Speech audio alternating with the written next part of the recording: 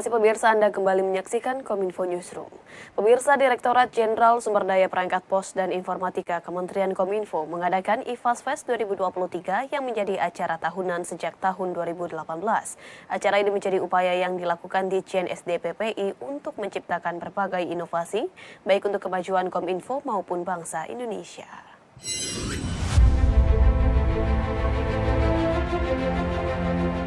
Menteri Komunikasi dan Informatika Budi Aris Setiadi berharap upaya pengembangan inovasi melalui Innovation of Frequency and Standardization Festival atau IFAS Fest tahun 2023 dapat terus mendorong anak muda untuk menciptakan berbagai inovasi baik untuk kemajuan Kementerian Kominfo maupun bagi bangsa. Ia menegaskan peran anak muda dinilai penting untuk kemajuan bidang digital yang menjadi salah satu persyaratan mewujudkan Indonesia emas pada tahun 2045, utamanya berkaitan dengan pemanfaatan bonus demografi.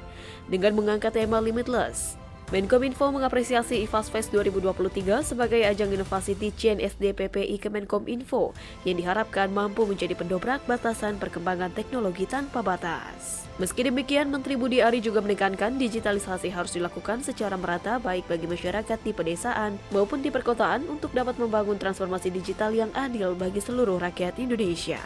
Saya ingin mengucapkan selamat atas penyelenggaranya IFAS Fest tahun 2023. Semoga acara ini terus berlanjut dan ide-ide, inovasi-inovasi dari teman-teman SDPPI bisa memberi kemajuan bagi digitalisasi dan masa depan digitalisasi di Indonesia. Saya mengharapkan teman-teman yang muda-muda ya, karena anak muda itu biasanya idenya limit lah. Bahkan ada satu adagium penting di dunia bahwa perubahan selalu harus anak muda.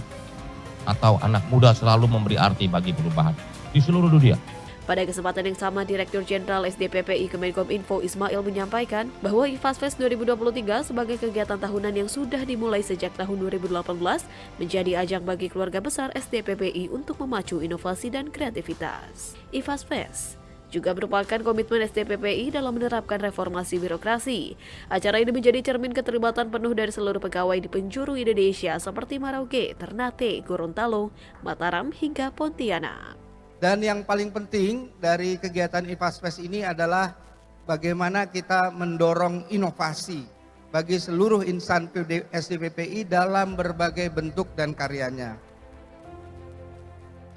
Dulu hampir kita agak jarang Pak kita melibatkan mendengar prestasi dari rekan-rekan yang jaraknya jauh seperti di Merauke, Ternate, Gorontalo, Mataram, Pontianak dan berbagai belahan penjuru Indonesia. Namun beberapa tahun terakhir ini unit-unit kerja itu sudah cukup disegani karena sudah menghasilkan karya-karya yang bermanfaat dan nanti mungkin akan kita tampilkan sebagian dari karya-karya inovasi rekan-rekan kami ini di acara IFAS Fest ini. Badan Kependudukan dan Keluarga Berencana Nasional meluncurkan aplikasi Sistem Informasi Peringatan Dini Pengendalian Kependudukan atau SIPERINDU. Hal ini bertujuan untuk membantu mengatasi permasalahan kependudukan khususnya di daerah.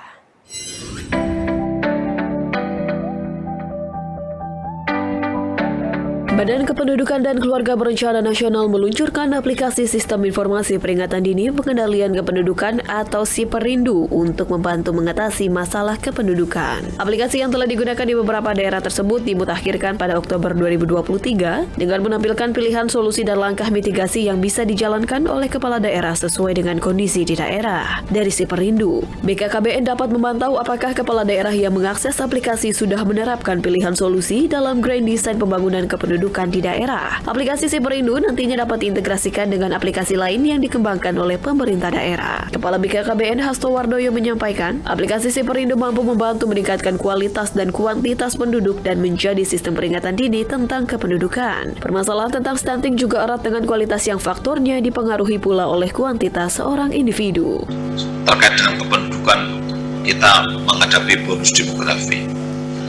Sehingga SIPERINDU ini harapannya memang bisa membantu bagaimana menyiapkan kuantitas dan kualitas penduduk.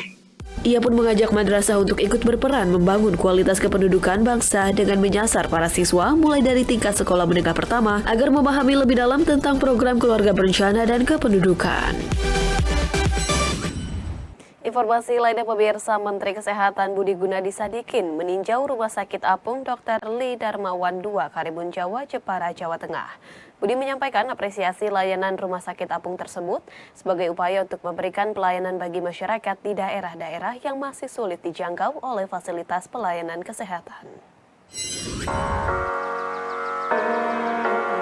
Menteri Kesehatan Budi Gunadi Sadikin kunjungi Rumah Sakit Apung Dr. Lee Darmawan di Karimun Jawa, Jepara, Jawa Tengah. Rumah Sakit Apung ini memberikan layanan kesehatan dengan bersandar di pelabuhan rakyat setempat yang dimulai sejak 16 hingga 22 Oktober 2023. Adapun kapal Rumah Sakit Apung Dr. Lee Darmawan II memiliki pelayanan medis dasar maupun lanjut, mulai dari poli umum, poli gigi, poli kandungan, layanan KB hingga tindakan bedah mayor dan minor. Sedangkan untuk praktek, Dr. Lee telah menyiapkan 2 dokter spesialis bedah, dokter spesialis penyakit dalam 1 orang, 1 dokter spesialis kandungan, dan dokter spesialis anestesi 1 orang. Dalam kunjungannya ke Rumah Sakit Apung tersebut, Menteri Kesehatan Budi Gunadi mengatakan, layanan Rumah Sakit Apung ini dinilai sangat menguntungkan untuk masyarakat Karimun Jawa. Selain aksesnya yang mudah, juga gratis. Di sisi lain, pihaknya mengaku siap berkolaborasi dengan agenda serupa di waktu mendatang. Ini buat saya bukan kapalnya, bukan alatnya. Yang penting adalah passion, inspirasi dari orang-orang yang ada di sini. Itu yang membuat ini berhasil, yang membuat kita bisa melayani seluruh masyarakat kita dengan baik dan baik. Di sini saya mau terima kasih ke Dr. Lee, sama Ibu, sama semua teman-teman dari Dr. Share. You're amazing. You're amazing people. You do good things to people, and it's a tribute not only for Indonesia ya, tapi for humanity juga. Jadi orang bisa tahu, bisa kenal bahwa ada orang-orang yang memiliki hati untuk melayani masyarakatnya. Kalau di agama saya tuh, manusia yang terbaik, sebaik-baik seseorang manusia adalah manusia yang bermanfaat bagi orang. Badan Penyelenggara Jaminan Sosial Ketenagakerjaan menargetkan kelola dana 1.000 triliun rupiah pada tahun 2026, mencakup 70 juta peserta aktif. Dengan target dana kelola tersebut, BPJS Ketenagakerjaan membutuhkan dukungan semua pemangku kepentingan yang sudah membantu baik dari pusat maupun di daerah.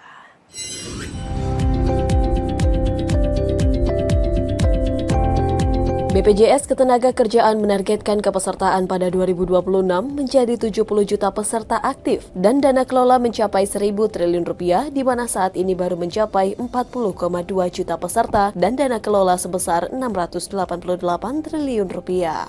Dirut BP Jam Sostek Anggoro Eko Cahyo di Anugerah Paritratna Award 2023 mengatakan, dari 40,2 juta peserta aktif tersebut, 7,1 juta diantaranya adalah pekerja informal atau bukan penerima upah.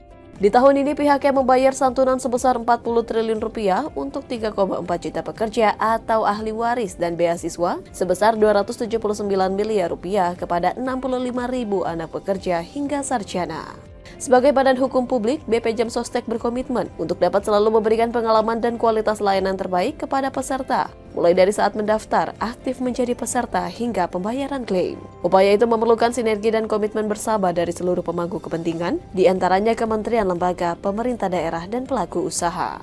Sejalan dengan arah kebijakan pemerintah serta instruksi Presiden tentang percepatan penghapusan kemiskinan ekstrim, BP Jam Sostek fokus pada strategi perluasan kepesertaan pada ekosistem desa, ekosistem pasar, UKM dan e-commerce, serta pekerja rentan. Hal itu tidak akan tercapai tanpa dukungan semua pemangku kepentingan yang sudah membantu, baik dari pusat maupun di daerah. Saat ini kami mentargetkan bisa mencapai universal coverage. Tahun 2026, Pak Wakil Presiden, kami mentargetkan 70 juta pekerja bisa terlindungi dan kami mentargetkan dana kelolaan mencapai 1.000 triliun rupiah pada tahun 2026. Tentu saja hal ini bisa dicapai dengan sinergi dan komitmen dari seluruh stakeholder, kementerian, lembaga, pemerintah daerah, pelaku usaha, yang pasti akan banyak peran pentingnya bagi pencapaian universal coverage tersebut. Pemirsa, usai jeda kami akan mengajak Anda dialog mengenai upaya negara memutus rantai perkawinan anak bersama rekan saya Mona sesaat lagi.